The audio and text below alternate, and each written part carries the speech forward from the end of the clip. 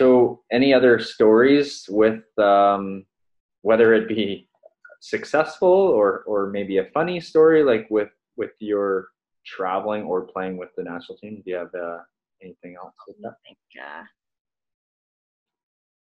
Favorite place? favorite place I think has to be in 2019 we went to Finland for the World Championship. We were in Espoo, Finland, which is right outside of Helsinki. I've been And to Finland is, I you have? trained, yeah, Yeah, cool. but the viewers can Yeah. listen in. So Finland's just a really cool country I found, and I think, I mean, being in Canada, we're very used to people supporting hockey, and hockey being something that people want to watch, and playing for the national team. I know that when we play the U.S. in Canada, we always sell out, and it's always a really good crowd. But often when we go to Europe, we don't get the same crowds.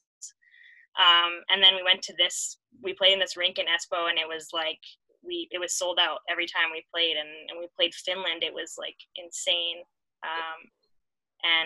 Yeah, I just really enjoyed it there. It was a very kind of outdoor place, and I think that reminded me a bit of home. So Yeah. that was a So really the rink that we practiced in Espoo was basically like one of those junior rinks. It was just I guess you'd say bowl, yeah. maybe around 5,000 to 8,000 fans. I'd say closer to 5,000. But was it that one there with the blue seat? I would assume so. Yeah, I can't remember what it was called now, but Yeah, and yeah, that would Helsinki. have been around the fans that would have held. Yeah, I remember Helsinki was really close as well. Anywhere, I think, can't remember exactly, 20 to 40 minutes taxi we took down to Yeah. down Helsinki, and yeah, it was definitely neat. I wasn't in Finland for too long, but it's a neat country. I played in Sweden for 6 months, so it's just a little bit different. But Helsinki is really close to Russia. Yeah, Right. to Russia, Yeah. Yeah. bridge across. So Yeah. But yeah, yeah, I mean, there's lots of stories, like different things that happen. But I think like we mentioned just earlier, like I think a lot of the memories just come from spending time with your teammates and being in the locker room, and funny things that happened there, or stuff like that. I think is the things that I will remember the most. yeah. Not as much. So who are a few of your close friends on the national team then? Some of Yeah, the on the national girls. team, one of my best friends on the national team is Bridget Laquette, actually, is how her name's pronounced. But she's from Manitoba. She's actually the first Indigenous woman to ever play on Team Canada. So she's one of my closest friends. Emily Clark, who's from Saskatoon, Saskatchewan, she played at OHA with me, and then now we've kind of both played in the national team together, which has been really special. And then the Potomac sisters are from Aldergrove, BC, and Sarah is my age, so 97 and 99, and three of us have kind of gone up the ranks together. So we played Team BC together. We moved up with the national team, and we were actually the only three BC girls to be centralized for the Olympics. So we've kind of gotten to experience a lot together, which has really brought us a lot closer. Yeah. But yeah, that's Does most of the team, you said it turns over every 4 years, but most of the team has been together for a long time, right? Is that how it kind of works, or is yeah, so, yeah. You definitely go in waves. I'd say after 2014, we had a lot of players retire. So we had a lot of, if you look, Haley Wickenheiser, Jana Hefford, Caroline Roulette, all those three players retired after 2014, and that was, a huge leadership core for us. So them retiring definitely kind of shifted, and we had a lot of younger players like myself kind of come in, Emily Clark, Blair Turnbull, those kind of players. And now we're kind of at a mix where we have players that are still in college or just out of college, and our oldest player, Megan Mickelson, I think she's 32. So we have a wide range, but we have a lot of players in that kind of 23 to 28 kind of age range. But yeah, definitely goes in waves for sure. yeah, good. No, I'm sure you have lots of names that you could have named there that you didn't want to Yeah. miss out on. But those are, yeah, it's good to share with some of these. I'm sure hopefully the followers or some of the girls that will be able to recognize the names that you just mentioned. Is there anything else that you would like to share? I don't think so.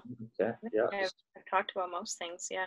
Just any piece of advice for the girls, whether they're just starting out or if they're playing recreationally or dreams to play for Team Canada one day.